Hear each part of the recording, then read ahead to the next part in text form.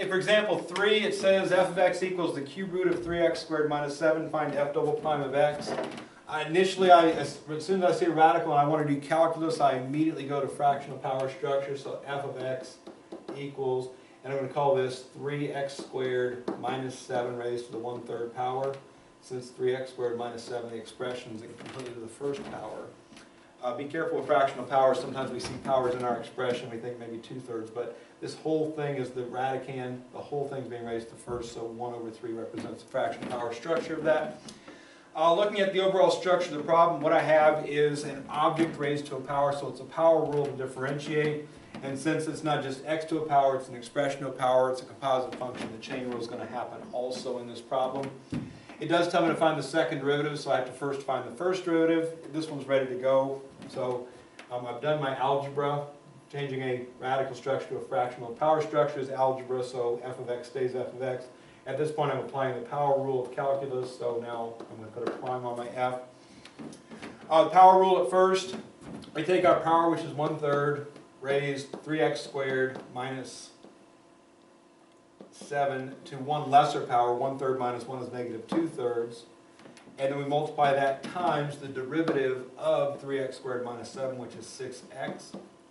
3x squared minus 7 is a basic polynomial function that has a basic derivative of 6x. So once you get to your basic level function, you're done chaining. So that is the derivative of this whole thing. At this point, I want to do a little algebra again to beautify this up.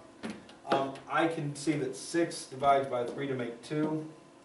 Now I have two options here. Option 1 is to go this route. F prime of x equals. And I'm going to have 2x, which is what's left over here, times 3x squared minus 7 to the negative 2/3 power. That's option 1.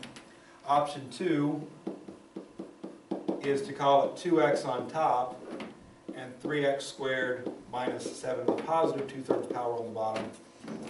If I move the 2/3 power, the negative 2/3 power down, it becomes positive 2/3.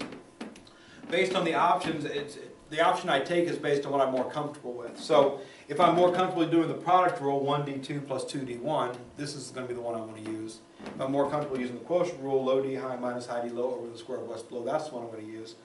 It really is up to your own taste. I personally prefer the product rule, so I'd probably go that route. So if I'm going to do the product rule,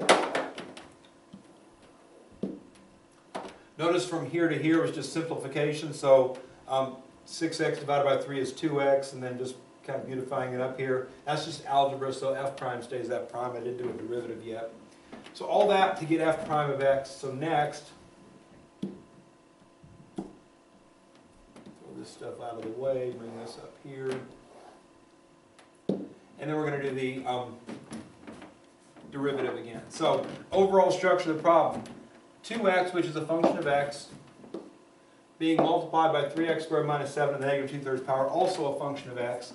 It's a function times a function, so the product rule is necessary. When I do d1, that's just a basic polynomial function. Derivative is 2, that's easy. When I do d2, that's a composite function, so the chain rule is necessary to differentiate that. This is different. Let's go that purple color and this black color here. So a little bit more distinction between those two. So if I do f prime of x, or f double prime now, so I'm doing the product rule. Product rule again is 1d2 plus 2d1. This is the derivative, this is the derivative. 1 and 2 is just 1 and 2, the plus sign is just part of the rule. So if I apply this rule, 1 is 2x as is. d2 is the power, which is negative 2/3. I'm putting that in parentheses because it is multiplication times what's there. If you just put minus 2/3 without the parentheses, you might think that's being subtracted. So the parentheses there are to really distinguish that multiplication is happening. Then I take my 3x squared minus 7, and then I subtract 1 from negative 2/3, I get negative 5/3. Then I got to multiply that times the derivative of 3x squared minus 7, which is 6x. That's 1d2. Then a plus sign happens. Then I got to do 2d1, which is going to be 3x squared minus 7 to the negative 2/3 power. d1 is just going to be times 2. 2 is just a single object, so times 2 like that is fine. And just like that, I got my second derivative. What's left to do now is to beautify this. For a final answer, I do want negative powers to disappear for the most part. So looking at this, we have top, top, top, all that stuff's on top. So for that fraction, I'm going to get negative 2, negative 4x, negative 24x squared. And all that goes over, this is bottom and this is bottom. So it'd be 3 times 3x squared minus 7 to the negative 5 to the positive 5/3 now. And something I didn't think about before I multiplied, this 3 and this 24 reduced down to an 8. It's worth doing. Over here, the second fraction, this is top, so it goes on top. This is bottom, it goes on bottom. Now the one last thing that can be done, and you know, if you already did the quotient rule, this would already happen. You know, sometimes we get an answer that we want to compare with the back of the book, and sometimes they get different answers than we do. In a problem like this, the book tends to give the answer in a single fraction structure, stuff over stuff. We have 2 fractions here, so we get a common denominator, which seems maybe a little challenging, but all that's missing, this is 5/3, this is 2/3, which is exactly 1 power less than that. So I just multiply top and bottom by 3x squared minus 7.